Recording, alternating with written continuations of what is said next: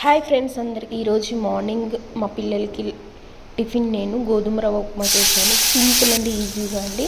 ఏంలో first oil పెట్టి oil వేసుకున్న తర్వాత ఒక ఉల్లిగడ్డ, టమాటాను, తర్వాత కొంచెం జీలకర్ర, కరివేపాకు ఇలా సింపుల్గా చేస్తే చాలా ఇష్టంగా పచ్చిమిర్చి అవి వేస్తే తిన్నారనమాట. అందుకే చాలా సింపుల్గా ఒక చిన్న గ్లాస్ తీసుకున్నాను. ఒక గ్లాస్ ఎందుకంటే రవ్వ బాగా ఉడకాలి కాబట్టి అంటే మరీ పెద్దగా ఒక మిడిల్ ఆఫ్ గ్లాస్తో 1 వాటర్ పోసాను. ఈ రవ్వ వేసాను, కొద్దిగా 1/2 టీ స్పూన్ సాల్ట్ వేసాను. బాగా కలిపుకున్న తర్వాత ఆ ఎసురుని మనం కాగనివ్వాలి కదండి. ఆ ఎసురు బాగా కాగుతున్నప్పుడు నేను సిమ్లో పెట్టేసి రవ్వ వేసాను అనమాట. సిమ్లో పెట్టాలి.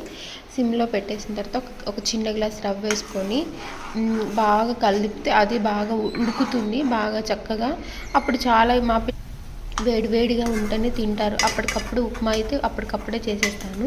ఎంతో రుచికరమైన కిడ్స్ ఉప్మా రెడీ.